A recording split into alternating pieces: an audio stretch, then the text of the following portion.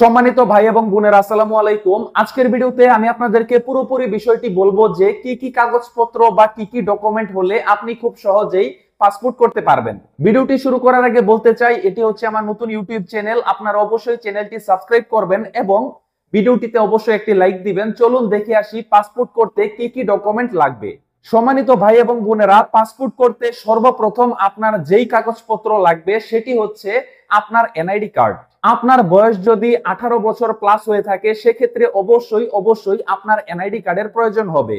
NID card ছাড়া কখনোই আপনি পাসপোর্ট করতে পারবেন না। কিন্তু আপনার যদি 18 বছরের কম হয়ে থাকে বা আপনার যদি 15 বছরের কম হয়ে থাকে সেক্ষেত্রে আপনি যদি পাসপোর্ট করতে চান বা আপনি যদি আপনার বাচ্চার পাসপোর্ট করতে চান সেক্ষেত্রে আপনার বাচ্চার অনলাইন জন্ম সনদ লাগবে এবং অবশ্যই বাচ্চার পিতামাতার এনআইডি কার্ডের কপি লাগবে।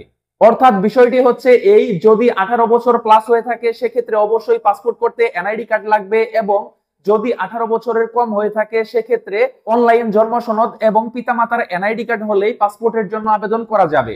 পাসপোর্ট করার জন্য 2 নম্বরে আপনার যেই কাগজপত্রটি দরকার হবে সেটি হচ্ছে নাগরিক সনদপত্র।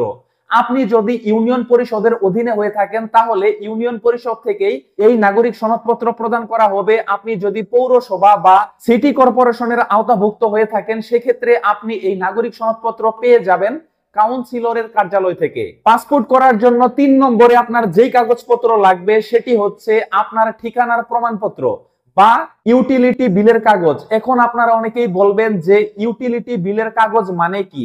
ইউটিলিটি বিল মানে বোঝানো হয় বিদ্যুৎ বিলের কাগজ বা পানি বিল বা গ্যাস বিলের কাগজ। আপনার যদি এই তিনটির ভিতরে যে কোনো একটি কাগজ থাকে তাহলে আপনি খুব সহজেই পাসপোর্ট করতে পারবেন। তারপর পাসপোর্ট করতে আপনার যেই কাগজপত্রটি লাগবে সেটি হচ্ছে আপনার পেশাগত সনদপত্র। এখন পেশাগত সনদপত্র মানে হচ্ছে আপনি যদি স্টুডেন্ট হয়ে থাকেন সেক্ষেত্রে আপনার স্কুল কলেজ বা বিশ্ববিদ্যালয়ের যে আইডি কার্ড রয়েছে, পরিচয়পত্র, সেটি লাগবে। আপনি যদি সরকারি বা বেসরকারি কোনো প্রতিষ্ঠানে কর্মরত থাকেন সেক্ষেত্রে আপনার প্রতিষ্ঠানের আইডি কার্ড লাগবে এবং আপনি যদি ব্যবসায়ী হয়ে থাকেন সেক্ষেত্রে আপনার ট্রেড লাইসেন্স হলেই পাসপোর্ট করতে পারবেন। তারপর যে কাগজপত্রটি লাগবে সেটি হচ্ছে আপনার একাডেমিক সার্টিফিকেট। তবে আপনার যদি কোনো সার্টিফিকেট না থেকে থাকে সেক্ষেত্রেও আপনি পাসপোর্ট করতে পারবেন, এটি লাগবে মূলত প্রযোজ্য ক্ষেত্রে। তারপর পাসপোর্টের জন্য যেই কাগজপত্র লাগবে সেটি হচ্ছে আপনি যদি বিবাহিত হয়ে থাকেন তাহলে আপনার কাবিননামা বা বিবাহ রেজিস্টারের কপি। আমি আপনাদেরকে যেই কাগজপত্রগুলোর কথা বললাম এই কাগজপত্রগুলো হলেই আপনি পাসপোর্ট করতে পারবেন। পাসপোর্ট করার জন্য আপনি চাইলে যে কোনো কম্পিউটারের দোকান থেকে বা আপনার নিজের কম্পিউটার থেকে বা আপনি চাইলে আপনার হাতে থাকা মোবাইল দিয়েও পাসপোর্টের জন্য আবেদন করতে পারবেন। আবেদন করার পর আপনি একটি আবেদন ফর্ম পেয়ে যাবেন। সেই আবেদন ফর্মটি আপনি প্রিন্ট করে বের করবেন।